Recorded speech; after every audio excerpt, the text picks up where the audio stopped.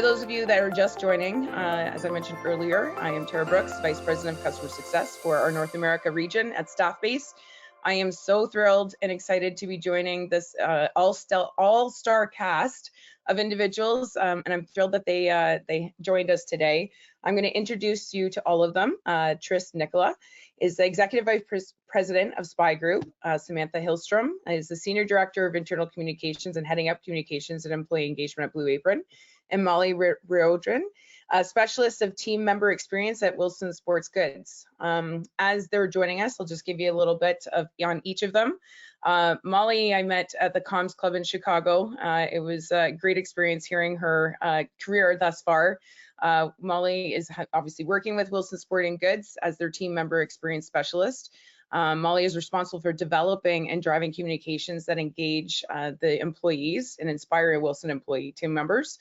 Wilson was founded in 1914 in Chicago, Illinois, and it's still headquartered out of Chicago. And it also employs over 1,660 team members across the globe.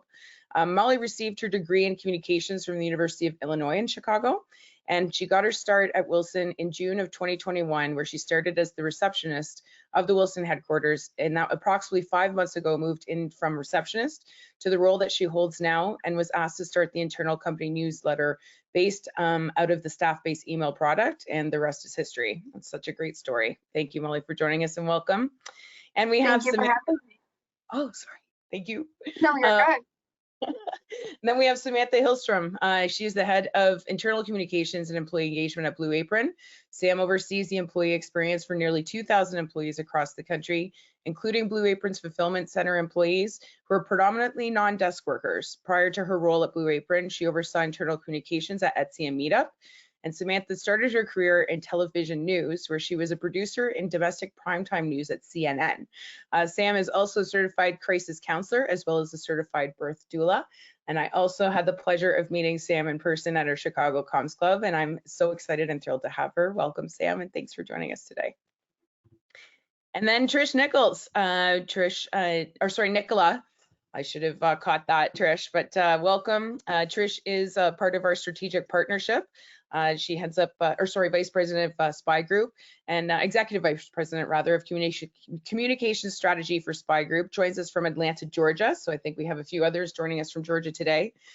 She, over the course of her 33-year career, she has been called a catalyst, a conveyor, a coach, collaborator, leader, and story shaper.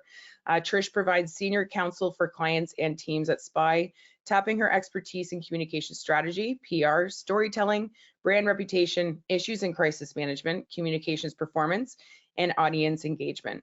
Trish has held executive roles with top global agencies such as Aligavai, PR, and Jackson Spalding, and is an in-house leader as a C-suite consultant to companies from garage to global, spanning many industries. Over the course of her career, Trish has provided counsel to more than 250 companies, including Delta Airlines, Coca-Cola, Home Depot, Orkin, Wellstar Health Systems, and Oregon, and Merck Nortel. And one of her most memorable experiences is Jean-Michel Cousteau, Cities Under the Sea. Welcome, Trish, and thank you for joining us, and we're happy to have you. All right, so what is the theme of today? Well, let's talk about let's talk about knowing your employees. And I think it's going to be extremely important in hearing and knowing and understanding what your employees want to hear about. So this all-star cast is going to speak to a number of agenda topics today, one of which is going to be building relationships with your employees. And then, of course, developing a clear corporate narrative and deploying it using digital tools, determining the best channels to use to reach your workforce, and promoting organizational resilience in tough times. So let's get things started. So I think, we've talked about this. We talked about it at Comms Club when we were all together. We've talked about it separately. But I think one of the big things for not only in our employees, but anyone that's in the internal communication space is really getting to know what your employees want to hear, understanding the audience, and what really resonates with the audiences. So let's chat about that. I'll jump in. Tara, it's really a critical moment now where, communications has played such an instrumental role throughout the almost 3 years of the pandemic. And I think the role of communications and responsibility has really been elevated. during this time period. But I was at the IABC conference, World Conference earlier this year, and there was an interesting data point that was shared, and it was human attention span is now 8 seconds, and for a goldfish, it's 9 seconds. So we're kind of falling behind there. And you know, I think we all know too that employee engagement is really a moving target. So it's our role and responsibility to truly understand not only, you know, where and when our audiences are engaging in content, but why, and really understanding, you know, all of the workforce dynamics and the pressures that they're experiencing. You know, there have been a number of reports that have come out over the over the course of the past year, and one of the things that's really bubbled up and is a concern and is important to all of us is that you know, when asked about upcoming challenges in the next 18 months, you know, through 2022 and into 2023, employee engagement was the top answer. And one of the surveys that I read too said nearly 1 out of the 3 respondents said that getting employees to consume information, you know, is poor or below average. 1 out of 3, I mean, that's, you know, 33%. That's pretty significant. So, you know, meanwhile, we've got like information inundation and platform proliferation. Employees are having like multiple layered crises and issues that they're experiencing and pressures, you know, both inside their jobs and outside their jobs. And so audiences are saturated, and we just truly have to, you know, become really, really deeply engaged in understanding our audiences and, you know, analyzing, not, like I said, not just the demographics, but the psychographics, like what they're going through. I think it's really important too with that data point about our attention span. I mean, we know that this, you know, there's so much information to consume, is just being really mindful about meeting our audiences where they are, and also streamlining, relentlessly streamlining, and being very rigorous about not piling on, so that our audiences can not only consume the information, but that it's going to resonate with them. I think that one of the things, you know, the questioner is around talking about building relationships with your employees, and often as internal communicators, we can get stuck behind our computers. And I think that it was even, you know, we all know that that was even more so during the pandemic. And so building relationships with your employees includes talking to them and finding out what they do and working with them. You know, at Blue Apron, we have close to 1,500 employees who pack our boxes every day. And I have joined them on the line and packed boxes with them and figured out what it is that they do. What are the pain points that they're experiencing? What are they not hearing from leadership? And I would have never had that opportunity had I not literally stood in their shoes and stood next to them doing this work. And so we often can get like very attached to our computers and or dependent upon Slack or whatever. But I think it's really important that as internal communicators that we make the effort to talk to our employees and really get to know what they want. It's one thing to hear anecdotally, it's another thing to hear it from your peers that you talk to all the time. But building relationships with employees includes talking to them. And I think that sometimes something as simple as that gets lost when you're responsible for so much in this role. Absolutely, Sam, to that point, I got the opportunity to go to one of the 3 New York stores that we have, Wilson retail stores that have newly been opened, and I was able to work a shift alongside the retail associates, whom we call our athlete advisors, and really just dive into the work that they do. And I think that really helped me gain a better understanding of what they need from us. And meeting employees where they're at is just the key to this. And I think it is really important to get away from our computers and to actually indulge in those experiences that our employees are having in their day-to-day. And then also the use of engagement surveys at Wilson. We really pride ourselves in collecting feedback from our team members and then using that feedback to better all our communications, and to make sure that it's resonating, and it's resonating with our culture and our purpose and our values here at Wilson as well. That's really important to us. And an example that I can give as well is in every newsletter, we have a survey at the bottom, and we ask for people's feedback. And then in the following newsletter, we include every piece of feedback that we're given. So we're including a photo of the stats, and then we're also including the comments that we receive. So, and whether it's good or bad, we want to hear from our team members, and we want them to know that they are being seen and being heard in all of the communications we are driving, because it is for them, right? So that's really important for us as well. The concept, I think we have to, we do engagement surveys at Blue Apron and every company I've ever been at. I think that engagement surveys are tricky, and I don't mean to pivot the conversation, but I think that when internal communicators rely on engagement surveys as the only form of feedback, that they're really missing the bigger picture. And so while an engagement survey is it's a survey at a point in time on an employee's experience, but when we rely too much on engagement surveys to be the voice of the employee, then we are really missing the forest from the trees. And so I really caution people around engagement surveys to not look at them as thinking that they're doing their job by connecting to employees, because it's one tool. And when we look at engagement surveys, it's really, like I said, it's one tool, but we need to be constantly having that feedback. And the other thing too about surveys and whatnot is that employees get survey fatigue. And so making sure that you're not over surveying people. And so this kind of gets back to this original question about talking about building relationships with employees, is that building a relationship with an employee is not through a survey. It's not through those types of things. It's through communicating with them one-on-one.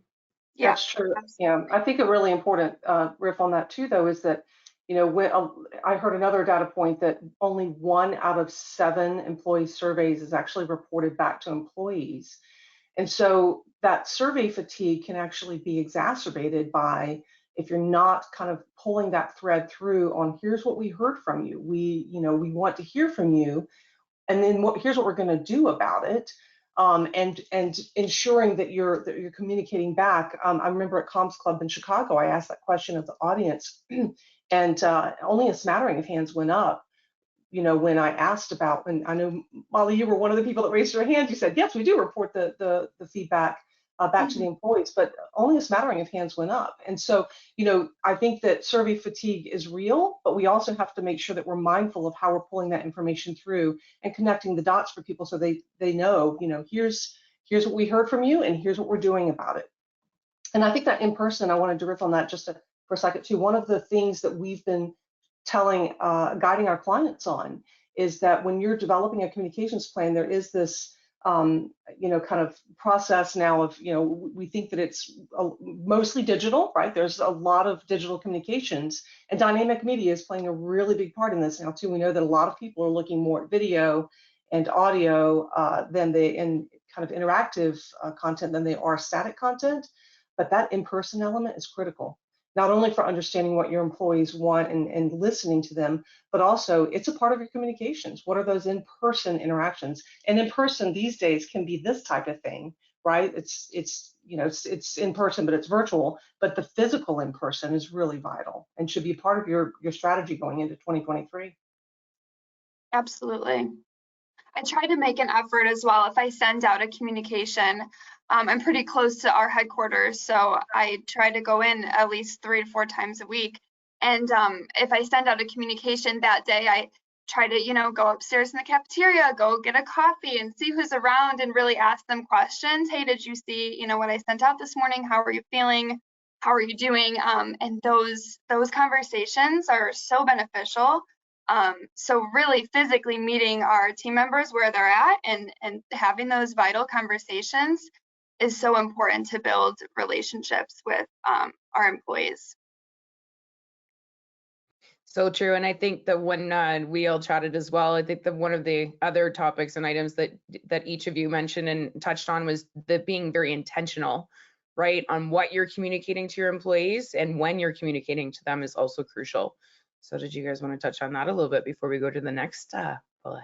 Yeah, one of the things from my perspective is that we coach our clients on is, knowing that there's information inundation and that, audiences are tuning out, and, the human psychology is that if you get just too much information, you feel like there's a pile on, what happens is it's not, you don't just tune out the things that are not important, you kind of tune out everything. And we have to be super mindful of that.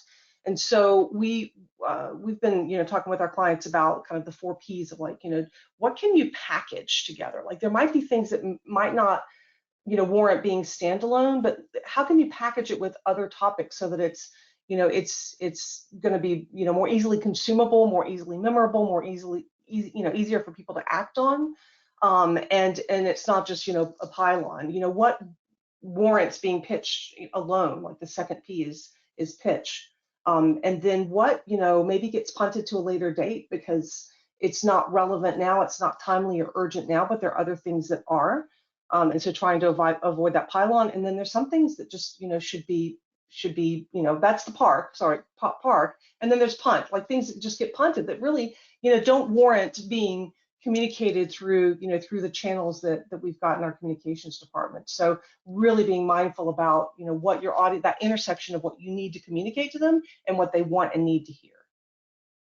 Well, I think that's a great segue, Trish, into our next agenda item, which is developing a clear and strong corporate narrative, right? That kind of ties back to that being intentional, but also not piling on a great deal, many subjects, many topics that it really, the engagement, you lose it because there is too much. And then, even how you develop those, which streams, right? I think we chatted about, there are silos between external and internal. And Molly, you touched on, this was something that Wilson was challenged with, right? And a part of your new role when you had joined not only the organization, but also into your new role of team experience with those employees is how did you guys develop that strategy, right? To develop that clear corporate narrative? Absolutely. Internal communications at Wilson, we're housed under HR right now, which fits perfectly. And I'm sure a lot of IC professionals out there might be in the same boat as me, but we work very closely together on, we revamped and took our culture and turned it into, I actually have our culture playbook here. So as part of our onboarding, every team member gets one of these culture playbooks. So this is really a way, especially with our non-desk workers who are at our warehouses and then our retail stores as well, and any other non-desk worker of ours. They each get a culture playbook for their onboarding, and this really gives them an idea of what our purpose, our mission, and our values are here at Wilson, and then how they can connect with them and resonate with them. It gives them a really good idea of how they can feel inspired every day with the work that they do and the amazing company that we work for. So in the summer of 2021 is when we rolled out our new purpose, vision, and values. So we tie back all that to our internal communications. So we're very intentional with whatever we're putting out, even if it's maybe an employee event invite, we're thinking of ways, okay, how can we tie this back to what we stand for and what we believe in, even if it's just a little way. We really want people to always remember what we have.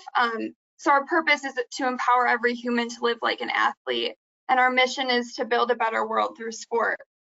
And then we have our values: one team, one dream, potential is a superpower, no one is an outsider, without risk, innovation is impossible, and character is built by actions, not words.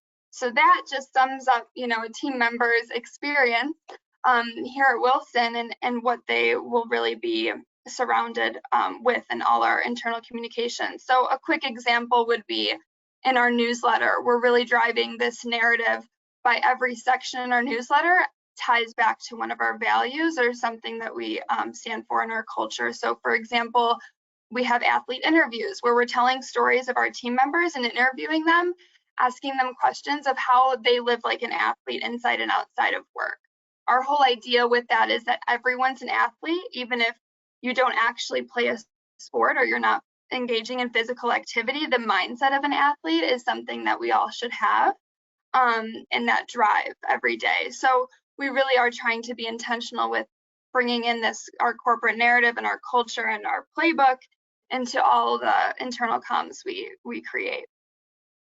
I think that corporate narratives also are certainly about culture and mission, vision, and values, but also about the business. And as internal communicators, we're responsible for really developing our own business acumen to understand what is the strategy, how are we making money, what does it look like when we're not making money. We talked about engagement surveys before, and people sometimes think that those are, how much fun someone's having at work, but a huge part of that is how much an employee feels like their work is influencing the business. And so corporate narratives include things like mission and vision and values, to what Molly was saying, but really also having and teaching our employees how to understand what the business is actually doing. And right now we've seen so many different things in companies having layoffs. And if you don't have a strong corporate narrative about the strategy, what happened and where we're going, those types of really difficult actions that occur don't make sense to employees if they don't understand where they've been, what's happening, and where we're going. And so sometimes I think, depending, especially to when internal communications reports up into HR, sometimes there can be a missing link between internal comms and the business side of the house. And so the corporate narrative is also developing an employee's understanding of what is happening within the business. Yeah, we talked about earlier how, there's this information inundation and just, audiences are saturated. And so one of the most valuable benefits of having a corporate narrative is really that centered storytelling that serves both your internal and your external audiences. You shouldn't necessarily have one just for internal or external. Start with that core. And I talk about it like in terms of a diamond, like that core foundational story. And then there are different facets, like there's the internal facet, there's the external facet, there might be the DE&I facet, there might be the IT facet, whatever the product facet. But that centered storytelling is really, really critical because it's going to drive consistency. One of the things that we also talk about too is just this notion of having this holistic approach.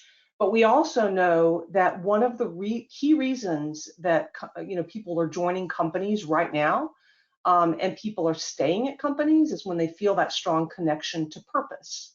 And so the narrative really is a way for you to tell a story. Storytelling is what people are engaging in too, the human-centric storytelling in particular, right?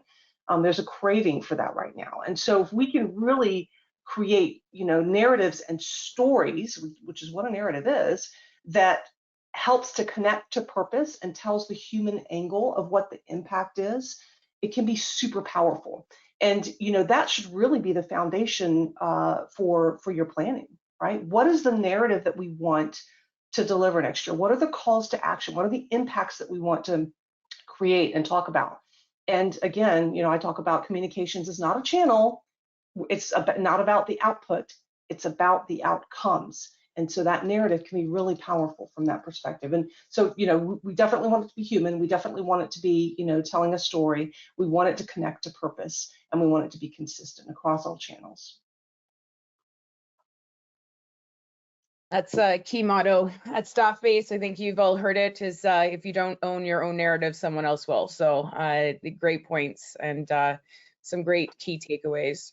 Well, I think that is a good segue into determining the best channels. So we've chatted about what your employees want to hear, building the relationship with your employees, and of course, keying into the corporate narrative, defining purpose. But what are the best channels, right? You've done, those two steps. What are the best channels to reach your workforce and your employees? Where they're at. Yeah, that goes back to the, kind of the 3 A's, like, you've got to analyze where, not just the demographics, but, the psychographics, like who they are, but also why, what's important to them, right? Mm-hmm. And then, ask, well, as Sam was talking about, you've got to ask and engage with your employees as well. And then you adjust. So those are the things that we need to be doing, but you've got to really meet them where they're at. And so if that's in person and that's the best place, that's got to be a dominant element of your plan, right? If it's, if it's on, staff-based platforms, then that's where you've got to meet them.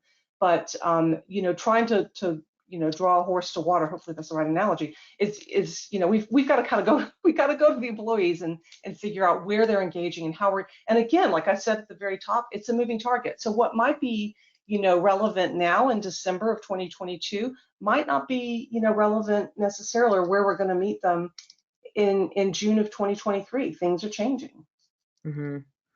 Yes, and I know, great point, Trish. I know both, you know, Sam and Molly both have, you know, the non-desk workers and desk workers. So, you know, I'll kind of move it over to them as well, just to speak to how are you, you know, what channels are you leveraging and utilizing for both those audiences? Yeah, I think it's really. Oh, go ahead, Sam. Yeah, so to Trish's point, I think, you know, the whole concept of meeting people where they're at, you know, it is understanding the ways in which they consume information. So for the, to your point, Tara, about having non-desk workers. So we at Blue Apron have warehouse fulfillment center workers who our main way of communicating through that with them is manager talking points, but also we're going like real back, like real archaic posters on the wall type stuff. And as we are starting to implement staff base, we even had to take into consideration, you know, while we have the staff base app, or while we will implement the staff base app, we also have employees at our fulfillment centers who might not have a smartphone, you know, so I think that it's a lot of these kind of buzz phrases, right? Like meet employees where they're at, like there's no one size fits all. We kind of just say these phrases, but it really is true, because I could communicate to one associate in our fulfillment center via an app, but the other one may not speak English. They may not have a smartphone in order to get that information. And so it is never one size fits all, because you're always having to take into consideration the ways in which people consume things, and also the ways they have access to consuming things. And sometimes we can be a little myopic in thinking that way, especially when we sit in these corporate roles. And this really gets back to what we were saying at the beginning about how to build relationships with your employees. If I applied the same logic that I use to communicating with my corporate employees as I do with our fulfillment center employees, I would miss the majority of the employees, you know, right? So it is really truly understanding the ways in which you absorb communications, and also how they communicate. And there's so many different things, right? Like if we think about posters or digital signage, which was a huge benefit for us with staff base, was having that digital signage component, so we could streamline our communications between what was on the intranet and the app and our digital signage. You know, those are passive forms of communication. They're things that people absorb as they're walking into the break room or whatnot. But we want to also make sure that we're talking to them and we are pushing information to them one-on-one, because the idea that they are going to walk past a poster, absorb and retain the information, it's pretty narrow focused. Absolutely. Yeah, those are both great points. Also, kind of back to meeting employees where they're at, and how, you know, Sam, you said you've gone to the fulfillment centers and the warehouses and actually talked to these employees. And I did the same going to our retail stores. And it wasn't until I had that experience talking to them that I learned that they weren't checking their email. Excuse me, they weren't checking their email, so they weren't indulging in the newsletters that had been sent out every month. So it wasn't, then we started thinking, okay, we need to experiment with different ways and different mediums to still use this content. It's great content that every team member should be reading and enjoying and be inspired by, but how are they going to best read it and get that content? So we're thinking of experimenting with ways of printing out physical copies of the newsletter and having them in the break rooms, or simply empowering our people leaders who are at these warehouses and at the retail stores to tell our team members and whoever is there what we have offered to them and the resources that they have to feel inspired and engaged, and to be proud of the work that they do, because they all play such a huge role. So meeting those people and talking with them, having those really intimate conversations is really important to then adjust your thinking and your communications on how you're speaking to them and then how you're driving that content to them, because it's going to be different for every worker. Yeah, I think too, one of the things that we need to be mindful of is that our role and responsibility as communications professionals is closing that gap. And as Sam and Molly were saying, it's understanding where they're consuming information and how they're consuming information, and meeting them where they're at, in the true sense of the word, and not expecting, well, we built this, why aren't they coming and consuming information? But I think something too that applies here as well, and I just heard from Sam and Molly, is that, in the marketing world, we talk about, minimum 7 touch points before someone takes action or retains the information. And so we've got to think about, the same, kind of human psychology in communications as well. Gartner, I was on a call recently with a senior analyst from Gartner, and he was talking about the new creativity is not creating new content and being a content generation engine. It's much more about repurpose. The creativity comes in repurposing the content. So that kind of goes back to the core diamond of the narrative, and how do you communicate this information, through your different channels and to your different audiences in different ways, but with that core information. I think that's really important, is recognizing that the first touch point, they might not get it. They might not consume it on the digital platform, but maybe after they've seen the poster and then they've heard the podcast and they've seen it in the newsletter, then it's going to resonate with them, right? It might be multiple touch points, or it might be because some people consume information differently. We know that, half of the population consumes information, visually, and half the population consumes information, via audio, and there's a percentage somewhere in there too that's kinesthetic, like the interactive piece of it, right? And then also closing the gap too. I mean, there's a lot of talk, too, about ensuring that we're taking in consideration people with diverse abilities, right? So we just, it's just the International Day of People with Disabilities, and we have to be mindful of the fact too that there might be people in our employee audiences who are visually impaired, or hearing impaired, or have diverse abilities, and we've got to make sure that we as communications professionals are helping to close the gap. Absolutely. I like your point too as to repurposing content. I think that's so important, and something that I feel like we tend to forget as IC professionals is that you can do that, and you can, we have awesome content that's available to us, and it's just a matter of using your creativity and your storytelling to turn that content and repurpose it into something that will be beneficial for you and your internal comm strategy. I also mentioned earlier, there's this whole notion of dynamic media. And so I pulled up some stats real quick that we've been talking about. So 72% of customers say they'd rather learn about a product or service by way of video. That's a pretty big number.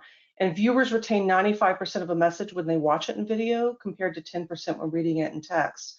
I think one of the interesting, and there's some similar stats around, audio too, right? 50% of US households describe themselves as fan of like 500,000 podcasts. People are really migrating to dynamic media. And I think from an employee perspective, for better or for worse, I'm not saying we should be consuming, work-related content after hours necessarily, but somehow video and audio are being consumed, like during break time or during drive time, if people are driving into an office, or train time.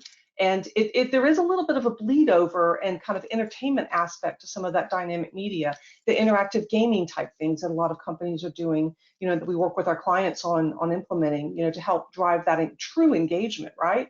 So I think we've got to be really mindful of that from a content perspective, and reaching and engaging with our employees, and understand what they're watching now. Like, the video is a big thing. I mean, look at all the TikTok and Facebook reels and everything that people are engaging in, the podcast consumption. So we should be thinking about those things in addition to the in-person and, some of the written content as well, as part of our overarching strategy. That's a great point, Trish. And as each of you were speaking, the one thing that popped up for me, and we haven't touched on, is how you leverage your leadership teams, right? Your leaders in these positions, and how they're helping support that narrative, and also, feeding it through to the employees. We actually have minutes with Martin. So our founder CEO, Martin, obviously he goes in and he does through the app, 5-minute bit of a podcast, right, through the app that touches on the key important challenges and areas within the organization, just to be clear on our narrative, right, and address some of the big challenges that the employees are questioning and asking. So even whether you do it through the app or you do it through the leadership team in your morning meetings, right, during your daily scrums, and I say scrum because being in a dev world, but I'm sure a lot of leaders have those connects with their team members, right, to get a sense of what's hot, what do we need to focus on, resetting priorities. So how do you leverage those meetings and connects like that to also drive home through messaging and communication through those employees as well? I think that's a really great point. I mean, we sometimes I find that leaders think that the responsibility of communicating is on the communications team, and it is, we're there to supplement and help them communicate and to be their internal PR people. But it is their responsibility as leaders to communicate big changes, big initiatives, business updates or whatnot, and we support that. And it's sometimes falls to us, especially when some of the communications are the more difficult ones that people don't want to have. That is a great segue into our next topic that we have for today, which is promoting organizational resilience in tough times, right? I think we touched on it a little bit earlier. We touched on, we know what's happening in the world, not only from the market's perspective, but even layoffs that we've seen across many companies. So, Sam, you went right into that point, right? We have a lot to communicate, especially how do you continue that engagement with the employees when they're seeing even layoffs happening with their own team members in their own organizations, right? And how do you leverage those are critical, moments that how do you leverage the communication tools and the narrative to be able to address those issues? I think that you've met me, Tara, multiple times, that I have a very down-to-earth approach with communications. And while there are so many different ways to try to engage employees after tough things happen, like layoffs, like business strategy changes, like poor financial results, I think that the one thing that we have to be careful of is also not trying to over-communicate or try to have, I call it like mandatory fun, and letting people feel their feelings. And sometimes giving people that space to do that and not feeling like the business is trying to control what they think or control what that narrative is, or to say, no, this is bad, but look over here, because this is what we want you to feel, this is what we want you to see.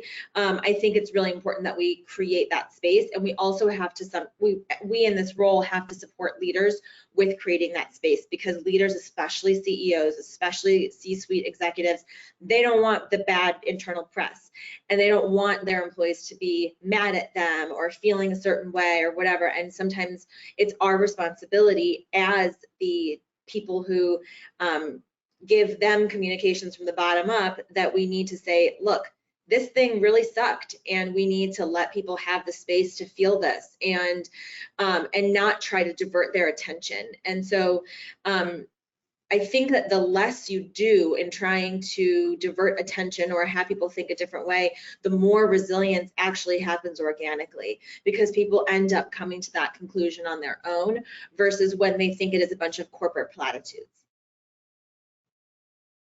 Honesty is the best policy, right? And authenticity, because that's human, and we're all humans, and it goes back to, I think, to that true communications. True communications is not output.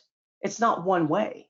Communications is listening, all right? And so an organization that I worked with right in the first year of COVID, there were also a lot of crises in the community around social and racial injustice.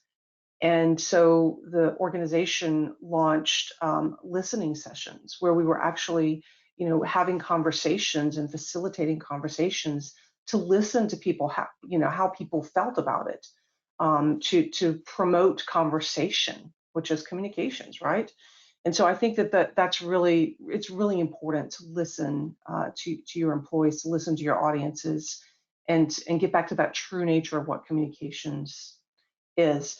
The other thing too around resilience too is, this whole notion of, we don't, there's a lot of talk around, communications being at the table.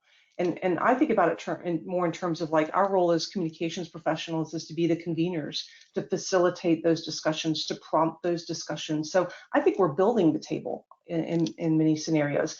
We don't want, and what's interesting too is, particularly through COVID, often, executive leadership would say to communications teams, we got this problem, fix it with communications. Like that's a Band-Aid, right? So communication should be a part of the problem solving and the opportunity seizing and building that table and convening the decision makers around that table so that we're not only, responsible for storytelling, but we're part of the story doing, and we're helping to create that story doing, which is really vital. So I think this is also where you can rely on things like your value set. I think there were so many articles that came out around the times in the last 2 years, like a lot of the social injustices that happened and COVID in particular, but where they were talking about how employees look to their employers to be the voice, to take a stand, to have a voice on these topics. And that is an entirely different thing than we've seen in the last decade, even when I started my career in internal comms.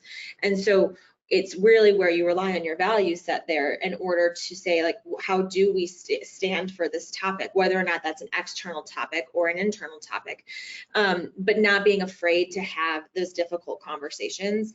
And now employees expect that. And we have seen in the news when companies don't do that and their employees revolt, and it's never good. When employees feel like the company is trying to, like I said, have them look the other way, message something, avoid having uncomfortable topics like things about politics, like racial disparities, like all of those types of different things. And people now, our generations they're not standing for it. And so the way that you have to take control over that in this role and really guide your leaders to say, yeah, this is uncomfortable, but we need to have the conversation, because to the point that you started off this with, Tara, is that if we're not having the conversation, then someone's having it for us.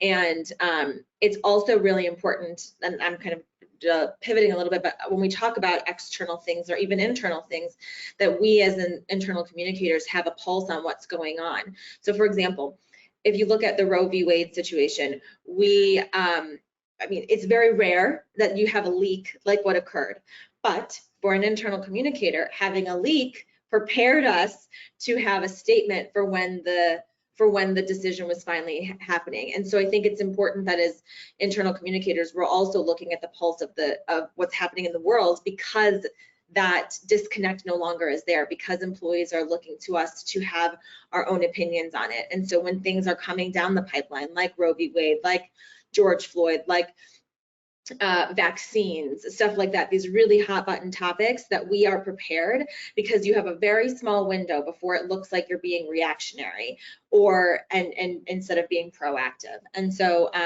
it's a really important thing that we look at as well. It's not just listening to the employees, but listening to what's going on around us. And that's why this whole centered, when we were talking about the narrative, we talked about centered storytelling and breaking down the silos between internal and external. It's vital, because our employees, are consuming information externally. They're living their lives, right? And they're getting a lot of that information. So we've got to be really mindful of what they're consuming externally and internally, and think about communications truly holistically. Absolutely. And I think it's really important to, sorry, Tara, to just at Wilson, we really just try to, as a whole, really have a united front with our leaders, and that it does, the communication starts, at the top, and that there's no question about it, so that there's no game of telephone, with our team members, and that with things going on outside in the world, or things going on internally at the office, that it starts with our leaders, and then they're prepared with any questions that may come up, and that we've done the talking already, so that they're not doing the talking for us. That's a great point, Molly. And I think that brings us into kind of the last topic that we had for today, which is, and, we touched on this, is the importance of being, of the IC partnering with other departments and leaders. We've kind of touched on that quite a bit, but how important it is to have that partnership, right, between each of those departments and them understanding the importance of the internal communications team, right? Whatever you may sit within the organization, how important it is to have a seat at the table and be a part of those discussions, right? Especially from a proactive perspective. And Definitely. to create the table, to build the table, to bring I people was going to say, if there is not a seat at the table for you, pull up a chair, because that's what we need to do, right? We need to insert ourselves in every department in some capacity and make sure that we're making those, correct moves to make those good partnerships within your internal organization. A lot of that too is, is through cadences and processes, right? So we coach our clients on fostering business partnerships with, throughout their organization, whether it's with IT, executive leadership, HR, all different DEI and B, like wherever, their partners are, or organizations' internal clients who might have a need for communications, and generally, like you said, Molly, that's pretty much everybody, right? Is creating some cadences for conversations with all of those stakeholders, so that you are helping to shape the story, right? It's not just about storytelling. We're story shapers, and convening the right people so that, around the table, so that you're having those discussions on a regular basis, and you're not viewed just as the output channel, because that's not where we're going to add value, right? To our audiences, to our organization, to our brand. We're going to add value when we're a part of those conversations and helping to shape the story and question things, right? Well, maybe that's not going to fly so well, so let's think this through together, and challenging, some of the perspectives, because we are the communications professionals. And so that's what we bring to the table, is that value in thinking through some of the operational challenges, or the brand opportunities, or the product marketing. Not that we need to be in every single conversation, but really be mindful about what are the conversations that we need to create and that we need to be a part of, so that we're helping to shape that story. It impacts everything. It impacts our employees, it impacts our external audiences, it impacts our brand, our business, our organizations, and our teams. Absolutely. Well, we're 10 minutes left of the session, and I'm sure we could go on for a very long time on these topics. And it's been such a pleasure connecting with all of you and hearing from all of you and having you a part of this. But we'll move it over to the Q&A section, because I'm sure our audience is likely wanting to leverage this moment in time to ask this fabulous cast of leaders in their own right some questions. So I just wanted to look at the poll. So anybody that is wanting to ask questions, you can do so via the chat. This is our Q&A portion of the webinar today. So if you're looking for some advice from this amazing crew, please don't hesitate to ask.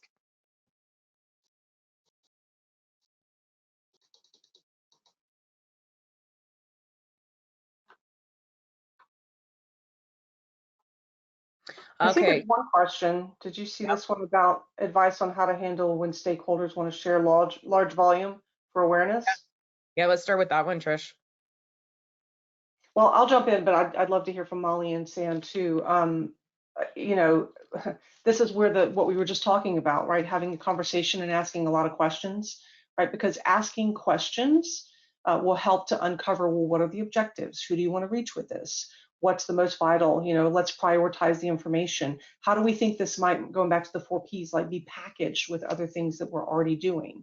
Does this warrant being packaged, pitched or pushed out independently? So I think the conversations and those cadences and the processes, and by the way, your vocabulary is really important too for communications professionals. When you're dealing with your internal clients who are looking to push out a lot of information, you are counselors, you're advisors, you're the audience experts, right? The employee experts in terms of understanding how they want to be communicated with, where they want to be communicated with, how we meet them, right? So that's the vocabulary that you use and how you engage and have those conversations is really important. And knowing too, I always say, knowing when to say yes and knowing when to, and how to say no is important too. It's a very difficult thing, but there are moments when we need to say no and have a rationale for that. Thanks, Trish. Actually, another question came in. Are there specific topics that get higher employee engagement, personal experience, or research that you're aware of? So I think with the, oh, go ahead. No, go ahead. I think what the question they're asking is there specific topics that you tend to see that increases that employee engagement, right? And what may those topics be when you to see that extra volume of reading newsletters or engaging with all of you? I think that it depends on what you consider employee engagement to be and how you're trying to measure that. I think if the question is around like connection to the business, which is really what engagement is. I think that when we share, I think there's two things that really work well with our particular audience. One is that we have a very strong recognition program, and so people tend to respond really well when we share about wins or about gratitude for what people have done. Tends to go over really well with our team and connects them to the business. Especially, we adopted something, this is a little bit of a pivot, but we adopted something called Thankful Thursday at the beginning of the pandemic. And every Thursday we share things, everyone in our main Slack channel shares what they're grateful for someone that someone did that week, whether or not it's a macro thing like this really huge project, or this person helped me figure out how to move my Google Drive, whatever it is. And it's stuck with us. And so we tend to see engagement. And again, it's depending upon how you see engagement, we see engagement when things are really on an interpersonal level. We also have been, criticized at times for saying like, you only tell us the good things. Why don't we ever see what happened? Like when a project didn't turn out very well, and so that also creates levels of engagement. It's important when you create that transparency, or if one of your values is transparency, that you're sharing both sides of the story. But again, it really depends on what you're saying about like engagement. I think that people want the full picture. I love that. Thank you, Sam. Just quickly going to the next, because I want to be cautious of time. When sharing video, are there recommendations for video length? As a former video producer, I would say that it depends on the content that you're sharing. If it's an informational video about how to use your HRIS to do performance management, that's an entirely different thing than video around, recognition or whatnot. If it's around new initiatives, like we rolled out a couple of initiatives in our fulfillment centers for our employees, and we used video to do that. And we used video to do that for a couple of reasons. One, it was way more engaging than listening to someone stand and talk to a room. Two, we were able to subtitle it for different languages. And three, we were able to show different parts of the story. And so as a pro tip to everyone out there, one of the programs that my team uses is Canva, and you can do amazing videos on Canva, and we've been able to really leverage that. So going back to the question about what is the optimal amount of time, I mean, it depends on what the content is. We're not in the business, like it is internal communications, I don't think we're really making like 30-second TikTok videos. It doesn't really apply, right? But it depends on what you're trying to get across. I think though that when you're trying to push out a new campaign or get some form of change management, I think anything more than 5 minutes and people they're zoned out. Yeah, and I'll riff on that a little bit. I totally agree with everything that Sam said, and she's definitely the expert on this. We're actually doing a project currently with a client to help to demonstrate the value of production, and because it's a really impactful treatment that they deliver. to people who really need it. And we're creating a virtual reality immersive experience, and that experience will probably be, you know, anywhere from 5 to 8 minutes, but it'll be in, you know, kind of one-on-one headset type of thing in a conference.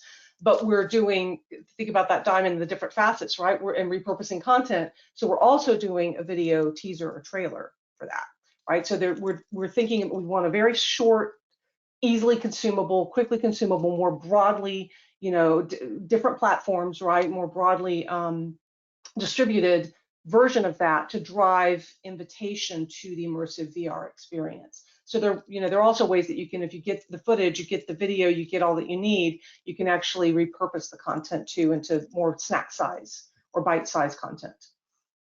Love that. I would just add, have fun with it as well, right? Because that also tends to resonate really well with the employees. Thank you both. And then next question, great content. How do you measure your program success? Sorry, the chat window froze on me. Great content. How do you measure your program success in your organizations? So I would say it goes back to engagement, right? How do you measure? Yeah, I think that sometimes, especially with communications and certainly with external communications, sometimes there's a tendency to look at things like click rates or how long someone stays reading something, but really the way that you measure how well communications work is if there's behavior change or not. I think that, you know, we see one of the great things about Staffbase is that we, on the back end, you know, we can see how long someone has read a post or how many times they've clicked on an article that we have. But the real true measurement of whether or not it's been impactful is whether or not people's behavior or sentiment changes. Yeah, that goes back to the output versus outcome. So we should focus on. And then when you're setting you know, your plan, always have what is that outcome that you want to, you know, that you want to achieve. What are the incremental kind of metrics, right? But the true value of the program or the project or the campaign is the outcome that's created. Amazing, thank you. Last question, and then we'll close it up. But I love the idea of sharing survey results broadly after each survey. How do you handle when the results or feedback isn't optimal? So I think if for the newsletter, we usually get really great feedback, which is awesome. We have gotten, you know, some not so great feedback. We are including that and being transparent about it, but then we're also acting on it. So whether that's something particular that we can change or evolve with the newsletter content or the email content that we're sending out, or if it's a conversation that we need to have. And setting time aside, I actually booked 30 minutes of time with somebody who left a comment on the newsletter to just really have an open and honest conversation about what their feedback was. So I think that's really important, just to have those real one-on-one human conversations. If you get feedback that isn't so great, it's okay, because you're going to evolve and you're going to make it better based off that feedback. So I actually think it's sometimes better and more beneficial to you and your improvement. I think it's really important to, you know, to sort of look a little bit inwards on this. And if you're wondering, you know, what do I do if the feedback isn't optimal, then I think we have to actually ask them, why were we asking for feedback in the first place? And if if the expectation is that the feedback is going to be positive, then we're really not asking for feedback. We're just asking for validation. And so I think it's important that we think, what do we, if we're not, to Molly's point, prepared to act on it, then we shouldn't be asking for feedback at all. And one of the things that I'm pretty hardcore about with my own team is PRing ourselves internally. Oftentimes, you know, we'll get feedback and we'll act on it, but we won't tell anybody about it. And so it's important that if people are going to speak, that you act on that as well. But again, be really clear about what it is you're looking for, because if you're just looking for validation that you did something right, then you shouldn't really ask. I love that, Sam and Molly, thank you. I know we're a minute over, so we'll just quickly wrap it up, but this has been fantastic. I love spending time with all of you again in the virtual setting versus in person, but for those of you who stuck around, thank you so much for joining us today and for joining us. We have another webinar coming up, which is Let's Talk about the Evolving Internal Communicator, a Guide to 2023. And I please register for that. And of course, we have our voices in person with all of us and this crew. Join us in New York, April 26th and 27th. We actually have pre-registration deals right now on the tickets. So if you have any budget remaining for this year, maybe an opportunity to get one before we go to full price. But thank you all so much. It's been a pleasure, and thanks for joining us. Enjoy the rest of your day and week, and we'll speak to you soon. Take care. Bye. All right, thank you.